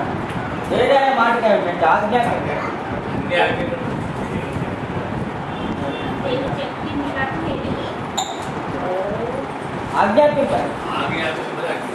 ఆయన ఒకదాన్ని చూపించి ఈ మంటలో నుండి ఈ నిప్పులో నుండి నువ్వు దాన్ని దహించాలంటే ఆ నిప్పులో నుండే దహించాలి. నువ్వు అక్కడేదో నిప్పుంటే అది కూడా నిప్పుగా తీసుకొని ఇస్తే చల్లదాను. అది వేరే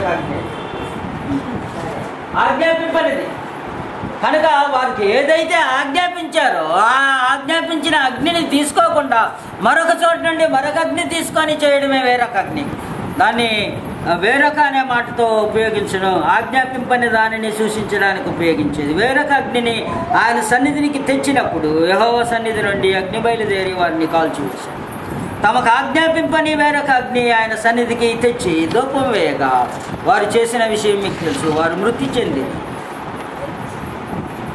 దీర్ఘశాంతుడైన దేవుడు ఎందుకు అలా చేశాడు? దేవుడు దీర్ఘశాంతుడు కదా. ధర్మశాస్త్రం ఇచ్చి అన్నీ ఇచ్చి ఆజ్ఞాపింపని అగ్నితో కాకది అది అజ్ఞ కదా, ఇదే అజ్ఞ కదా, ఏమందులే సరైన ఓర్చుకోవచ్చు కదా, ప్రేమ గల దేవుడు కదా, కరుణామయుడు కదా, దయాసంపన్నుడు కదా, అలాంటి వాడు ఎందుకయ్యా ఇంకొక అగ్ని తెస్తే దాంట్లో ఏముంది, అదే అగ్ని ఇదే ఇంకే కాల్చడానికి దూపద్రవ్యాలే కదా అని సహించవచ్చు కదా. ఇది ఆయనకు ఆ మాటని వినుట శ్రేష్టమైన సంగతి దేవునికి ఏమిటంటే మాట వినుట. నువ్వు మాట వినకపోతే నువ్వు ఏ అగ్ని తీసుకొని వచ్చినా అది మాట వినకపోతే నువ్వు మాట ప్రకారం చేస్తున్నావా, మాటని ఉల్లంఘించి చేస్తున్నావా అనేదే ప్రశ్న.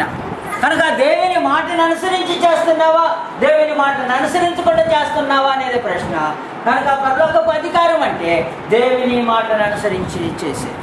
కనుక నిర్గమకాండం 30వ అధ్యాయంలో మరొక విషయాన్ని మనం చూస్తున్నాం. 30వ అధ్యాయం 9వ వచనం. నిర్గమకాండము 30వ అధ్యాయం.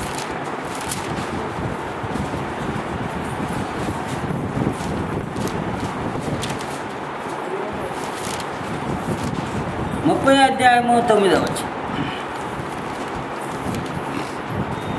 ఇక్కడ ఒక సన్నివేశం నిర్గమకాండంలో ఇశ్రాయేలు ప్రజలైన వారికి ఒక నియమం ఇవ్వబడింది. ఆ నియమాన్ని అనుసరించి మనం చూసినప్పుడు వీరు చేసిన కార్యక్రమం ఎలాంటి పొరపాటు కలిగిందో మనకు అర్థమవుతుంది. 30వ అధ్యాయం 9వ వచనం. 30వ అధ్యాయం 9వ వచనంలో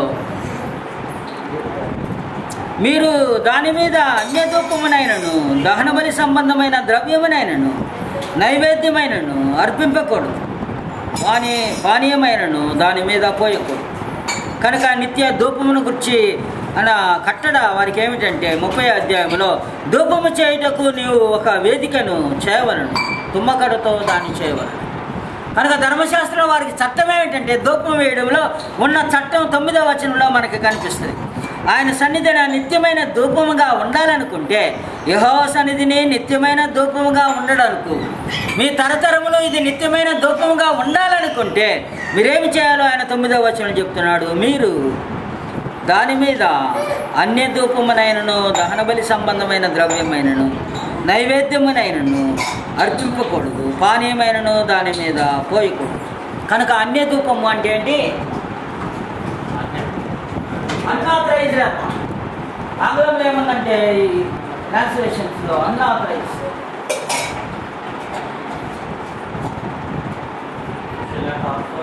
అన్ఆథరైజ్డ్ అంటే ఆమోదించనిది, ఆమోదముద్ర లేదు, ఇది అర్పించడానికి దేవుడు అంగీకరించాడు అనేది లేదన్నమాట. అంగీకరింపని, దేవుడు కోరని ఒకదాని చేత మనం అర్పించడం అన్నమాట. దేవుడు కోరిన దానిని కాకుండా కోరని దానిని చేయడం unauthorized. You are not authorized to enter into this premises. You are not authorized to enter into this boundary, or you are not authorized to enter into this kitchen. మనకు అన్ఆథరైజ్డ్ అనమాట. You are not authorised person. నీవు ఆమోద యోగ్యతను పొందినవాడు కాదు దీనిని ఇలాగూ చేయడానికి.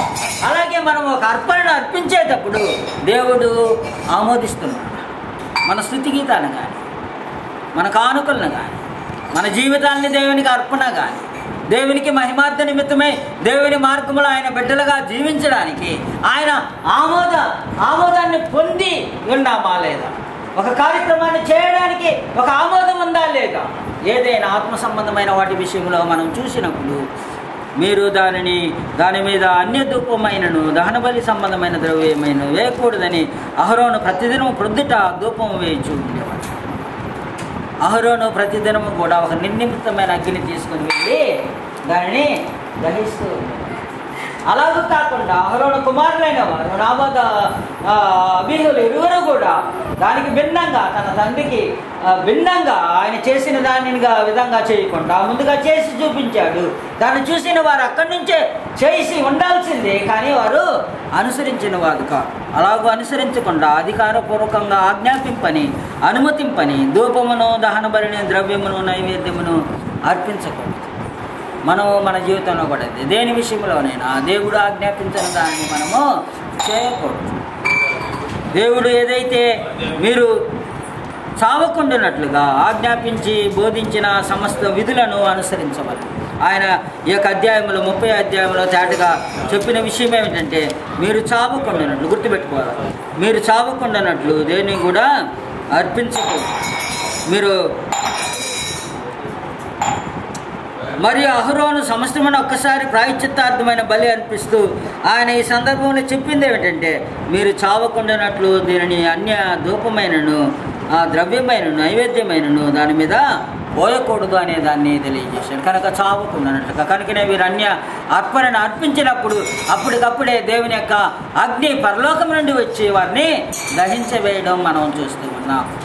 సంఖ్యాకాండము 30వ అధ్యాయం, సంఖ్యాకాండం 10వ అధ్యాయం. కనుక మనం ఆజ్ఞాపింపని కూడా దానిని మనం చేయకూడదు. కనుక వీరు ప్రత్యక్షపు గుడారంలోనికి వచ్చినప్పుడు వీరు చావుకున్నట్లు నీవును నీ కుమారును ద్రాక్షరసమే కానీ మద్యమే కానీ మరొక ఆజ్ఞనే చూస్తున్నాం. దీనికి సంబంధించి లేవికాండం 10వ అధ్యాయం, లేవికాండం 10వ అధ్యాయం, లేవికాండం 10వ అధ్యాయం 6-11 వచనం, 6-11 వచనాల్లో తమకు ఆజ్ఞాపింపని వేరొక అగ్ని, అదే అనమాట. రెండవ వచనం, మొదటి వచనంలో చూసినప్పుడు యెహోవా తమకు ఆజ్ఞాపింపని వేరొక అగ్ని ఆయన సన్నిధికి తేగ అన్నమాట.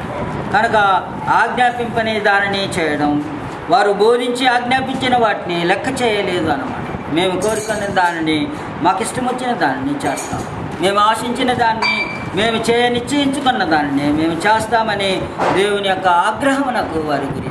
అనేకసార్లు మనము మన నిర్ణయాలలో, మన తీర్మానాలలో మనం ఏమనుకోవాలంటే, జాగ్రత్త తీసుకోవాలనుకుంటే, నేను ఆశించిన దానిని నా ఇష్ట ప్రకారం నేను చేస్తాను, నా ఇష్ట ప్రకారం నేను ఆశించిన దానిని చేస్తానని పూనుకున్నప్పుడు అధికారం మారిపోయింది. దేవుడు ఆజ్ఞాపించింది, ఆమోదించింది, లేకపోతే అనుమతించింది చేయకుండా మన ఇష్టానుసారంగా పరలోకపు అధికారం లేకుండా చేసినప్పుడు మనము దేవుని యొక్క ఉగ్రతకు పాత్రలమవుతాం. ఈ విషయం మనకి రాజైన సౌలు జీవితంలో మనకి కనిపిస్తుంటుంది. ఒకసారి మొదటి సమూయేలు గ్రంథం వెళ్ళగలిగితే, మొదటి సమూయేలు గ్రంథంలో మనకి సౌలు యొక్క జీవితం మీకు అందరికీ తెలుసు, ఆ చరిత్ర తెలుసు. ఆ చరిత్రలో 2 సంవత్సరాలు ఇశ్రాయేలు ఏలిన రాజు కనిపిస్తుంటాడు. ఇతడు ఫిలిస్తీన్ల దండును హతము చేసినందున ఫిలిస్తీన్లు 30,000 రథములను, 6,000 గుర్రపు రౌతులను, ఇసుక రేణువులంత విస్తారమైన జనసమూహమును కూర్చుకొని ఆయన సమయాలు రాక కొరకు ఎదురు చూస్తున్నాడు. కనుక ఇంత సైన్యంతో యుద్ధానికి వెళ్ళడానికి సిద్ధంగా ఉన్న సౌలు ఆ రోజుల్లో దేవునికి మారుగా ఇశ్రాయేలు ప్రజల్ని ఏలుబడి చేసేవారుగా, ఇశ్రాయేలు ప్రజల్ని నడిపించేవారుగా రాజుల్ని నియమించేవారు. వారు కోరుకున్న విధానంలో ధర్మశాస్త్రం ఆమోదించిన ప్రకారము వారి మీద మొదటి రాజుగా సౌలు ఆయన 2 సంవత్సరములు ఇశ్రాయేలులోని ఏళ్తాడు. ఏలిన ఆ సందర్భంలో ఆయనకి 30,000 రౌతులను, విస్తారమైన జనసమూహం సమకూర్చుకొని దేవుని యొక్క ప్రవక్త కొరకు ఎదురు చూస్తున్నాడు. ఎందుకు దేవుని యొక్క ప్రవక్త కొరకు ఎదురు చూడాలి? బలగం ఉంది, సైన్యం ఉంది, రథం ఉంది, బలప్రయోగం అతని దగ్గర అన్నీ ఉన్నాయి. ఎందుకు వేసి ఉండాలి? దేవుని యొక్క సెలవు పొందడానికి. కనుక దేవుని యొక్క ఆమోదం లేకుండా రాజు కూడా యుద్ధం చేయడానికి వీల్లేదన్నమాట. కనుక దేవుని యొక్క ఆమోదం ప్రకారం వెళ్ళి యుద్ధం చేయాలి. అలాగూ యుద్ధం చేయడానికి పూనుకున్న సందర్భంలో ఆలస్యమైంది రావడానికి. ఎవరు రావడానికి ఆలస్యమైంది? సమూయేలు, ప్రవక్త అయిన సమూయేలు రావడానికి ఆలస్యమైంది. 13వ అధ్యాయంలో 9వ వచనంలో సమూయేలు చెప్పినట్టు అతడు 7 దినములు ఆగి సమూయేలు గిల్గాలునకు రాకపోవటయు, జనులు తన యొద్ద నుండి చెదిరిపోవటయు చూసి. కనుక తన దగ్గర జనులు లేకుండా ఉంటే వెళ్ళిపోతున్నారు. వెళ్ళిపోతే నేను ఇంకెక్కడ బలహీనవుతానో, నన్ను వచ్చి శత్రువులైన వారు పట్టుకొని వెళ్ళిపోతారో, నేను అపజయ పాలవుతాననే భీతి పుట్టించి అనేకసార్లు మనం దేవుని కార్యక్రమంలో మనకు కూడా ఇలాగే జరుగుతుంది. మనకు జరిగేది ఏమిటంటే అందరూ విడిచిపెట్టి వెళ్తాం. క్రీస్తు ప్రభువుని ఒకసారి కూడా ఆయన అందరూ ఆయన్ని విడిచిపెట్టి వెళ్తారు. ఆఖరికి శిష్యుల దగ్గరికి వచ్చి మీరు కూడా విడిచిపెట్టి వెళ్ళాలని. సౌలు జీవితంలో ప్రవక్త రావడానికి కొద్దిసేపు ఆలస్యంగా రాగానే ఆ సందర్భంలో శోధన ఎదురైంది. ఈ శోధన ఏమిటంటే తన దగ్గర ఉన్న జనసమూహం అలాగ విడిచి వెళ్ళిపోతున్న సందర్భంలో అతనికి కలిగిన భీతి ఏమిటంటే ఎక్కడ అపజయం వస్తుందో అని తన ఆలోచనలే ప్రవేశపెట్టాడు. దేవుని సలహాని విడిచిపెట్టాడు. ఎంతసేపు వేసి ఉన్నాడు దేవుని సలహా కొరకు. దేవుని యొక్క ప్రవక్త వస్తే నాకు సెలవిస్తాడేమో, ఆయన సెలవు ప్రకారం యుద్ధానికి వెళ్దాం అనుకున్నవాడు ఇప్పుడు ఏమైపోయాడు? క్షణంలో మార్పు జరిగింది. మానవ హృదయాలలో మన జీవితంలో కూడా అలాగే ఉంది. దేవుని యొక్క సెలవేమిటో తెలుసుకోకుండా కార్యములను చేయడానికి పూనుకుంటూ ఉంటాం. రక్షణ మార్గం విషయంలో దేవుని సెలవే. నా జీవితంలో కార్యక్రమాలు చేపట్టినప్పుడు దేవుని సెలవే. ఆలోచనకర్త అయిన దేవుని యొక్క సలహా దగ్గరికి, ఆయన మాటల దగ్గరికి వెళ్లకుండా మనం పనులు చేయడానికి పూనుకుంటూ ఉంటాం.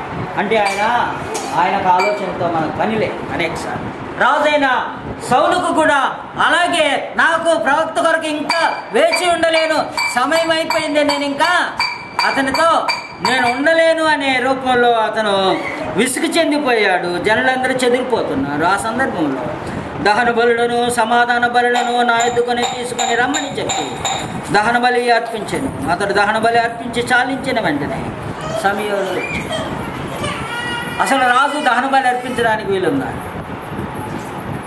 రాజు అసలు దహన బలి అర్పించడానికి ఆమోదమే లేదు, దేవుని యొక్క అంగీకారమే లేదు. కనుక దేవుని యొక్క అంగీకారం లేని పనిని సౌలు ఏం చేశాడంటే దహన బలిని అర్పించాడు. అతడు దహన బలిని అర్పించి చాలించిన వెంటనే సమూయేలు వచ్చాడు.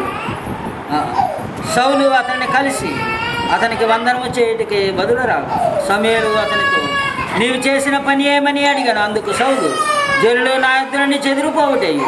గుర్తుపెట్టుకోవాలి మా నిర్ణయ కాలము నీవు రాకపోవుటయ్యి. ఫిలిష్తీయులు మిక్మేషులో కూడి ఉండుటే నేను చూసి, ఇకను యెహోవా శాంతిపరచక మునిపే ఫిలిష్తీయులను గిల్గానుకు వచ్చి నా మీద పడుదురేమో అనుకొని. గుర్తుపెట్టుకోవాలి ఆ మాట, అనుకొని.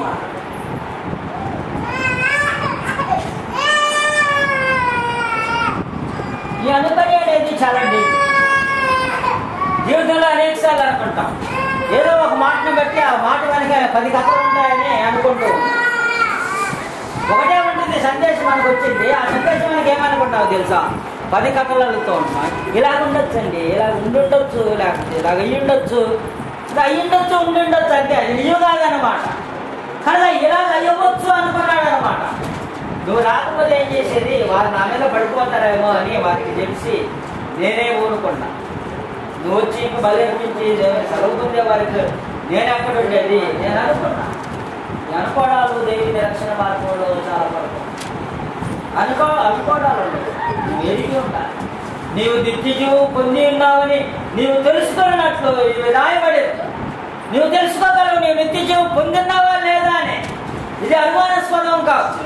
ఏదో తక్కిడా ఏమో అండి నాకు తెలియదు, నేను రక్షింపబడ్డానా లేదా నాకు అనుమానంగా ఉంది, అదేమైతే ఏమి రేపు చూసుకున్నావులే, అలాంటిది కాదు. ఇది నీవు నిత్య జీవం పొంది ఉన్నావని తెలుసుకున్నట్లు ఇవి రాయబడి ఉన్నదని 1 యోహాను పత్రిక 5వ అధ్యాయంలో మనకు తెలియజేయబడింది. అలాగే 2వ అధ్యాయంలో 25వ వచనంలో 1 యోహాను పత్రికలో తెలియజేయబడింది. కనుక మనము ఏదోలే అనుకునేది కాదు, కానీ అనుకొని అని పొరపాటు చేసిన సౌలును ఒకసారి జ్ఞాపకం చేసుకుని ఆయన ఏమంటున్నాడంటే 1 సమూయేలు గ్రంథం 19వ అధ్యాయము 13వ అధ్యాయం 9వ వచనంలో దహన బలును సమాధ బలును నా యొద్దకు తీసుకొని రమ్మని చెప్పి దహన బలి అర్పించాడు.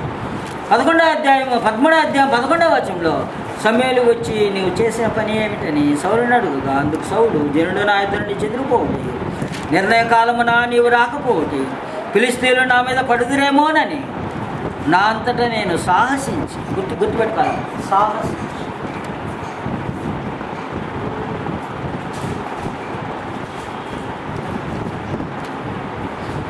సాహసించి చేసేవాడు. అనుకుని చేయకు, సాహసించి చేయకు. సాహసించి అంటే ఇది ఏమైనా కానివ్వండి నేను ఇట్నే చేస్తాను, అదే అనమాట. ఇది ఏమైనా కానీ దానివల్ల ఏమైనా కానీ నేను ఇలాగే చేస్తాను, నాకు ఇది సరైన దోషింది నేను ఇలాగే చేస్తాను, దానికి ఇంకా కలుపుడు ఏమో ఉండదు. కానీ సాహసించి కార్యక్రమాన్ని చేయి. సాహసించి చేయకు, అనుకోని చేయి.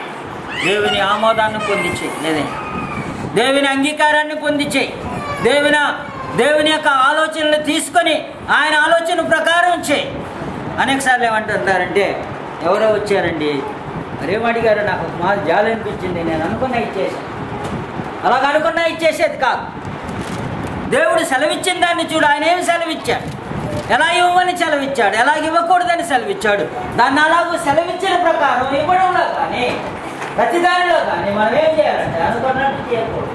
దేవుడు అనుకున్నట్టు మనం అనుకున్నట్టు సాహసించి అంటే బలవంతంగా పోనీ లేదు ఏమన్నా కానీ చేశాను అనే ఒక మొండితనం వైఖరిని మనం ఉపయోగించినప్పుడు దానివల్ల ప్రతిఫలం పొందుతాం. సౌలు తన జీవితంలో చాలా వరకు రాజ్యాన్నే పోగొట్టుకున్నాడు, అధికారాన్నే పోగొట్టుకున్నాడు. ఆయన విషయంలో మనం చూసినప్పుడు 1 సమూయేలు గ్రంథం 13వ అధ్యాయం 13-14 వచనంలో చూడగలిగితే, నీ దేవుడైన యెహోవా నీకు ఆజ్ఞాపించిన ఆజ్ఞను గైకొనక నీవు అవివేకపు పని చేస్తే. అలాగ చేయడం ఏమిటి అనమాట? బుద్ధిహీనుడు అనమాట.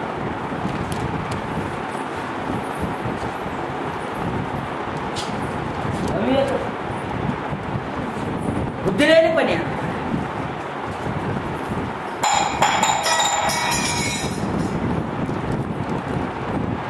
యెహోవా శాసనములు నమ్మదగినవి, అవి బుద్ధి లేని వారికి జ్ఞానము కలిగించు. కనుక యెహోవా శాసనములు నమ్మదగినవి, అవి బుద్ధి లేని వారికి జ్ఞానమును కలిగిస్తాయి. కనుక జ్ఞానమును కలిగించే దేవుని ఉపదేశాన్ని మర్చిపోయి దేవుని యొక్క ఆజ్ఞల్ని విడిచిపెట్టి అవివేకంగా మనం ప్రవర్తించిన ఎట్లా మనము దానికి ప్రతిఫలం పొందాలి. సౌలు తన జీవితంలో నీకు ఆజ్ఞాపింపని దాన్ని నీవు గైకొంటివి కనుక. సంఖ్యాకాండం 1:50 సాక్షిపు గుడారము మందరపు సేవ నిమిత్తము లేవీలను నియమింపవలను. అది లేవీలు పనే కానీ రాజు పనిగా. రాజు నీకు ఎవరు ఆమోదం ఇచ్చింది? నీవు వెళ్ళి బలిని తెప్పించుకొని బలిపీఠం మీద బలి అర్పించడానికి నీకు ఎవరు సెలవిచ్చారు? నీకు ఎవరు అధికారం ఇచ్చారు? దేవుడు అధికారం ఇచ్చారా? పరలోకపు వర్తమానం అధికారం ఉందా? మానవుల అధికారం ఇచ్చారా? ఆ యొక్క పని లేవీలదే కానీ నీ పని కాదు. రాజు నీది కాదు ఆ పని, లేవీలదే కానీ నీవు కావున సౌలు దేవుని అధికారపు సందేశాన్ని అతిక్రమించాడు. దానికి ఆయన మౌల్యాన్ని చెల్లించాడు. దానికి దేవుడిచ్చిన పనిష్మెంట్ ఏమిటంటే సౌలు దేవుని అధికారాన్ని గ్రహించి అంగీకరించనందున రాజ్యాన్ని పోగొట్టుకున్నాడు. యెహోవా తన చిత్తానుసారమైన మనసు కలిగిన మరొక ఆయనని ఎంపిక చేసుకున్నాడు. కనుక మనం చూడగలిగినప్పుడు ఇవి చాలా ప్రాముఖ్యమే సౌలు జీవితంలో. కానీ మనం వేరొక ఎప్పుడు మీ ఎలా చెప్పండి ఇంకొక అవర్ క్లాస్ బ్రేక్ తీసుకొని కూర్చున్నావా? బ్రేక్ తీసుకొని కూర్చోం అంటే కూర్చోబెడతా కాదు. ఎందుకంటే చాలా 5 ఉదాహరణలు ఉన్నాయి. 5 ఉదాహరణలో పరిపూర్ణంగా చూసినప్పుడు బైబిల్ అధికారాన్ని గురించి పరిపూర్ణంగా